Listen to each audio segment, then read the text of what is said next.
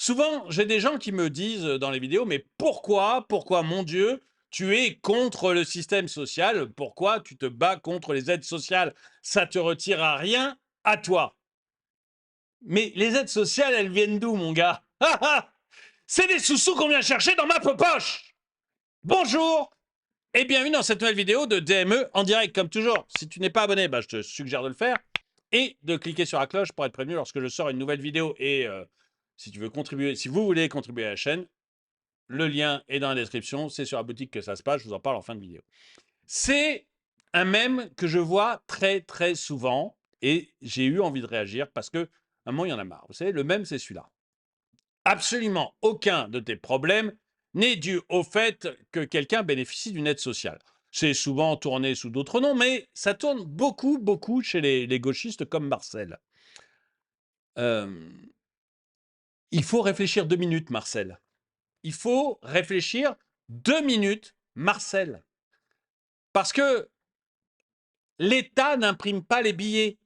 Ou alors, s'il les imprime, ça crée une inflation monstrueuse. Demande au Venezuela et demande même à la BCE l'an dernier. L'État n'imprime pas les billets, il vient les chercher dans ta poche pour payer les aides sociales. Donc, si les problèmes viennent des aides sociales, si on a une dette aussi faramineuse, c'est en partie grâce à cause des aides sociales. Si on a un déficit public aussi important, c'est en partie à cause des aides sociales. Si on est le pays où il y a le plus d'impôts, où chacun d'entre nous donne la moitié de sa richesse à l'État, la moitié de la richesse qu'il produit à l'État, eh bien, c'est à cause des aides sociales. Donc, les aides sociales, c'est pas quelque chose qui apparaît comme ça, comme par magie. Ça n'existe pas. Il faut réfléchir, Marcel. Il faut réfléchir. Mais ça m'agace parce que j'ai l'impression qu'il y a de plus en plus de gens, ou du moins je vois très souvent des mèmes comme celui-ci. Voilà. Il y a des gens, en fait, qui ne comprennent pas que l'argent n'apparaît pas comme par magie. C'est pas une corde d'abondance. L'État, c'est pas une corne d'abondance. Vous connaissez les cornes d'abondance, c'est de la mythologie grecque, dans d'autres pays aussi d'ailleurs. Mais dans la mythologie grecque, allez, on va faire un petit peu de mythologie. Dans la mythologie grecque, Zeus a été. Je suis en train de réfléchir, est-ce que Zeus, c'est le grec ou le romain? Je ne me rappelle plus, j'ai un trou de mémoire. Bon, peu importe. Le dieu des dieux a été nourri par une chèvre quand il était bébé. C'est une chèvre qui lui donnait son lait. Et un peu plus tard, en fait, la corne de cette chèvre enfin, je ne sais pas si la chèvre décède ou si on lui coupe la corne, je ne me rappelle plus. Et de cette corne va venir de manière ininterrompue toute la nourriture que l'on peut souhaiter. C'est ça une corne d'abondance. Alors beaucoup de gens croient que c'est une corne de taureau, non, c'est une corne de chèvre, la chèvre qui a élevé Zeus. Et j'ai un petit. Là, j'ai un trou. Est-ce que c'est le grec ou le romain, Zeus? Je ne me rappelle pas, mais enfin bon. Non, non, c'est le grec. Zeus, c'est le grec et Jupiter, c'est le romain. Donc la corne d'abondance, c'est une corne de chèvre dans laquelle bah, vous voulez une pomme, hop, vous prenez une pomme dans la corne. Vous voulez des raisins, hop, vous prenez des raisins dans la corne. Vous voulez du miel, n'importe quoi. Toute la nourriture du monde est dans cette corne. Voilà. C'est un petit miracle de Zeus. Mais la sécurité sociale, c'est pas ça. La sécurité sociale ou l'État d'une manière générale, c'est pas ça, c'est pas une corne d'abondance. Parce que l'État, il aimerait bien se faire croire ça, l'État, mais non. L'État, chaque centime qu'il te donne ou qu'il donne à quelqu'un, il va le piquer dans la poche de quelqu'un. Alors, son grand plaisir, c'est de le piquer dans la poche des actifs, hein, dans ceux qui travaillent, parce que en fait, le fait qu'il n'y ait plus d'esclaves, ça vexe un peu nos politiques. Donc, l'idée, c'est de piquer, parce que vous savez, quand à l'Ancien Régime, il y avait des serfs, etc., on obligeait les gens à travailler pour le Seigneur, et ça leur manque un peu à nos politiques. Ils trouvent qu'on a pris un peu trop goût à la liberté. Donc, l'État l'État va piquer dans la poche de quelqu'un l'argent, et puis ils vont en absorber une grande partie à cause de ses fonctionnaires ou grâce à ses fonctionnaires, enfin pour nourrir ses fonctionnaires, donc il en absorbe une grande partie. Et puis il redonne un petit peu de ce qui reste, du surplus, il en donne un petit peu à droite, à gauche, voilà, il saupoudre. Du coup, il vous donne 10 euros à la fin il vous donne 10 euros de rentrée scolaire, mais il vous en a pris 150 tout le long de l'année, mais vous n'en avez pas aperçu. Et enfin, je sais que la rentrée scolaire, c'est pas 10 euros, mais c'est l'ordre de grandeur pour vous donner, l'exemple. Et c'est merveilleux parce qu'il y a encore des gens comme Marcel qui y croient, quoi. Il croit à la magie, Marcel. Marcel, il est persuadé qu'il vit dans un monde magique de petits lutins et de cornes d'abondance. Voilà. Les Français sont déjà désormais pris en otage par un État obèse et ultra centralisé. Heureusement, la moitié d'entre eux ont pu développer un réconfortant syndrome de Stockholm. Marseille, il a le syndrome de Stockholm. Ou peut-être qu'il vit uniquement des aides, hein, on ne sait pas. Voilà, c'est exactement ça. Et je rajouterais qu'il prend aussi dans les poches de tes enfants et tes petits-enfants. Oui, parce que Marcel, quand l'État ne peut plus prendre dans la poche des gens parce que il y a plus de sous. Donc donc à un moment, on peut plus parce que quand même, il faut laisser des gens quand même aux gens de quoi acheter à manger parce que sinon on s'en sort plus. Donc ou alors on devient l'URSS ou le Venezuela, hein, ou Cuba ou bon, il y a plein d'exemples. Ce qui est merveilleux, c'est qu'il y a plein d'exemples, ça a été testé sur la moitié de la planète pendant un siècle, donc on sait à peu près où on va avec ce genre d'idéologie. Et à un moment, il y a plus assez d'argent, de sous-sous dans les poches des gens. Donc, on est obligé de prendre des sous-sous dans les poches de leurs enfants. Comment? Bah, en augmentant la dette. Bah oui, parce que la dette qu'on ne rembourse jamais, c'est des intérêts qu'on paye toujours. Donc, moi, je suis en train de payer avec mes impôts des intérêts pour des dettes qui ont été contractées par mes parents. Pas mes grands-parents parce que c'était une génération intelligente. Mes grands-parents, c'est la génération qui a fait la guerre. Donc, eux, ils ont fait un truc relativement construit. Par contre, c'est à partir de mes parents que ça a commencé à déconner. Enfin, de la génération de mes parents, hein, mes parents étaient des gens merveilleux, c'était mes parents. Mais à partir de leur génération, ça a complètement déconné. Et la génération de mes parents a souscrit des dettes qui sont encore là parce qu'on ne rembourse pas les dettes. Du coup, on est obligé de réemprunter pour rembourser la dette de mes parents. Donc, tac, tac, tac.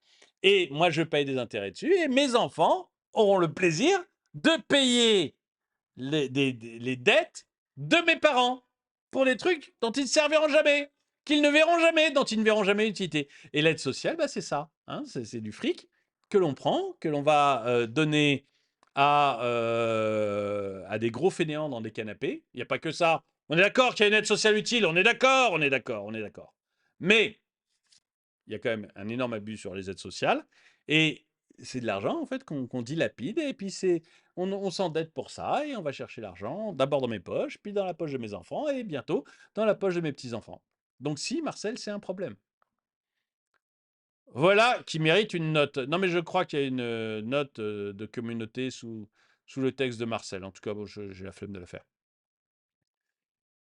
Et comprend ainsi pourquoi certaines personnes sont à gauche. Ils pensent que, que les repas gratuits existent. Oui, there is no free lunch. Il n'y a pas de corne d'abondance. Tout le monde, ça se paye à un moment ou à un autre. Donc le problème est l'État, contrôlé par les oligarques qui refusent de céder leur immense fortune. On est d'accord. Ben, on n'est pas du tout d'accord. Euh, le problème, c'est l'État. Je ne vois pas pourquoi contrôlé par les oligarques. Je ne vois pas ce que c'est un foutre dedans. Mais bon. Absolument aucun de tes problèmes n'est dû au fait que quelqu'un fasse fructifier son capital. Exactement. Exactement. Oublie pas que si l'État ou autre entité gouvernementale imprime des billets, ce qui diminue la valeur de ceux que tu possèdes. Mais exactement, voilà. Si l'État décide de ne fonctionner ni par la dette, ni par le fait de te surtaxer, il va imprimer des billets. S'il imprime des billets au-delà de la création de richesse, vous avez de l'inflation. C'est pour ça que vous avez eu une inflation en 2022-2023. C'est pour ça que la Turquie est à l'aube enfin, une surinflation. C'est pour ça que l'Argentine a connu une période de folie. Et c'est pour ça que le Venezuela est actuellement au bord de la mort. Mais oui, impôts, taxes n'en finissent plus d'augmenter. L'argent magique n'existe pas. C'est les cotisations patronales et salariales qui me font chier, tout à fait. Il faut supprimer toutes les aides sociales. Mais toutes, je ne sais pas, encore une fois, tu vois, qu'on aide le tétraplégique, ou qu'on aide l'handicapé lourd de naissance, ou qu'il y ait une aide sociale sur un temps très court qui servent de filet de sécurité. C'est-à-dire, moi j'ai toujours dit, vous mettez un RSA 4 mois ou 6 mois pour le truc grave. Mais gravissime, vous voyez? Une femme qui a vu, son mari et ses enfants cramés dans leur bagnole, elle va pas reprendre le boulot le lendemain, quoi. Tu vois? Il y a surtout si elle était femme au foyer, ouais, elle va pas retrouver un boulot demain. Donc là, on peut créer pour des gens comme ça une aide sociale. On dit: «Écoute, pendant 4 mois, pendant 6 mois, la société va te porter, mais après tu te démerdes». Voilà. Là, je suis pas contre. Le problème, c'est l'aide sociale qui est sans limite pour tout le monde. Pour absolument tout le monde, sans limite. J'en parlais dans une autre vidéo. Vous avez des retraités, enfin non, des personnes âgées qui viennent de n'importe quel pays du monde, qui arrivent en France et qui ont le droit à la retraite, à 1 000 € de retraite. Les mecs ont jamais cotisé. On les connaît même pas. Ils ont le droit à 1 000 € de retraite. Pourquoi? Tu vois? C'est l'aide sociale comme ça qui me paraît fou. Le RSA sans limite, ça me paraît complètement délirant. Et je pense qu'en plus, ça enferme les gens dans la pauvreté. Ça ne les libère même pas, ça les enferme dans la pauvreté. J'en ai parlé souvent, mais le nombre de mes salariés qui, vous savez que j'ai eu une entreprise d'auxiliaire de vie, de femmes de ménage, etc. Et le nombre de mes salariés qui me disaient non, je ne peux pas travailler 2 heures de plus, je leur proposais des heures supplémentaires en disant bah, tiens, est-ce que tu veux, tu as un contrat de 15 heures, est-ce que tu veux passer à un contrat de 20 heures. Voilà. Et elle me disait non, je peux pas parce que sinon je perds tel droit, tel machin, telle aide sociale, telle aide sociale, telle aide sociale, telle aide sociale. Du coup, je travaillerai plus, mais je gagnerai moins. Je lui en veux pas à mon aide ménagère, mon auxiliaire de vie. Vu de son point de vue, c'est parfaitement normal. Mais on est d'accord qu'une société qui fonctionne comme ça, c'est une société qui va droit dans le mur. Parce que ça les pousse à travailler de moins en moins. Donc, mon auxiliaire ou une aide ménagère, il aurait fallu lui dire bon, bah, vous avez le droit à l'APL, vous avez le droit, je ne sais pas, à tel RSA, mais pendant 4 ou 6 mois, pas plus. Le temps que vous remettiez un peu en route et hop, et à ce moment-là, je leur offre des heures, elles prennent les heures, etc., parce qu'elles ne perdent rien. Le problème, c'est l'aide sociale de manière illimitée pour tout le monde et l'aide sociale qui devient un frein à trouver un emploi. Là, il y a vraiment quelque chose à faire, je trouve.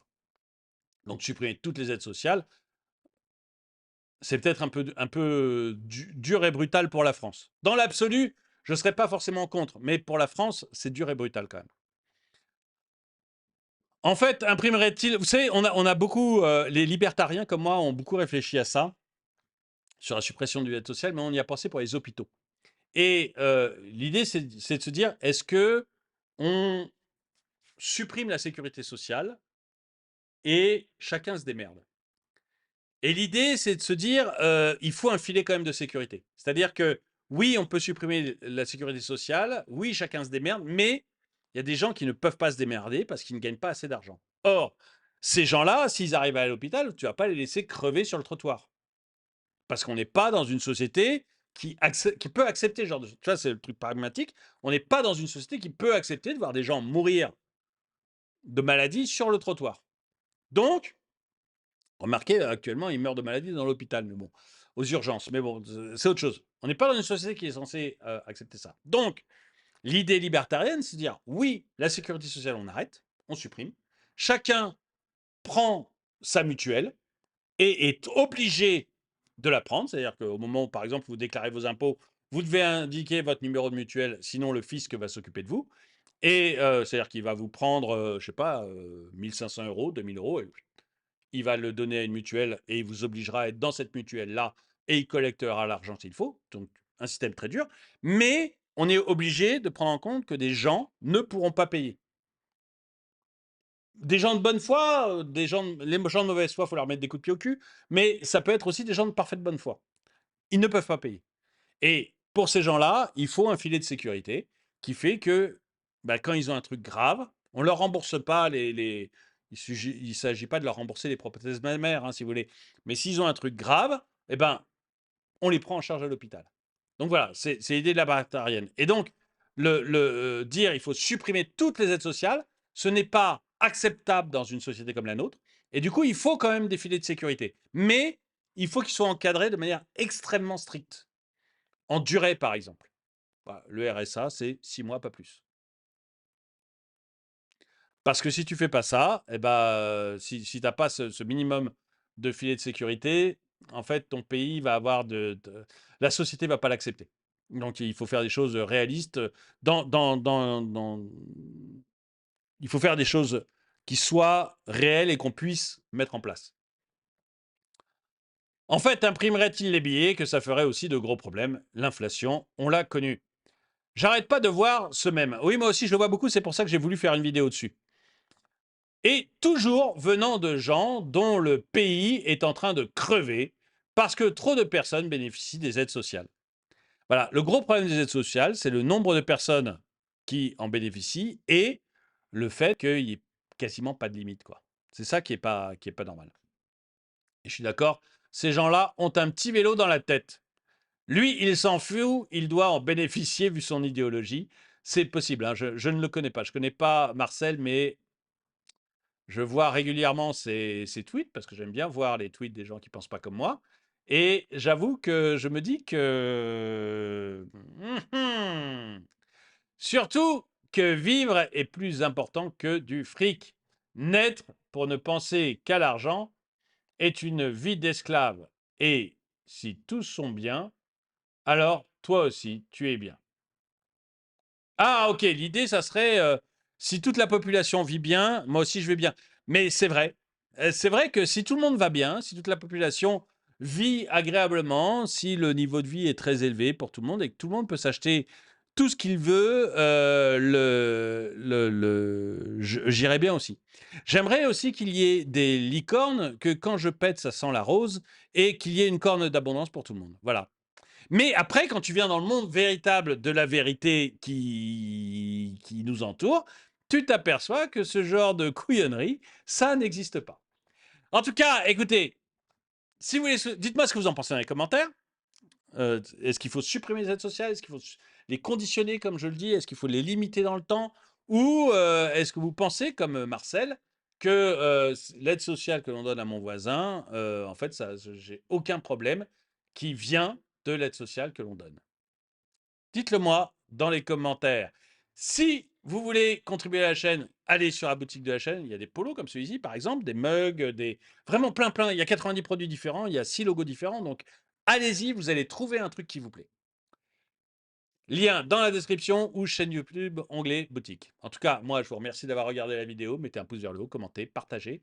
Merci à tous ceux qui me soutiennent et je vous dis à très bientôt.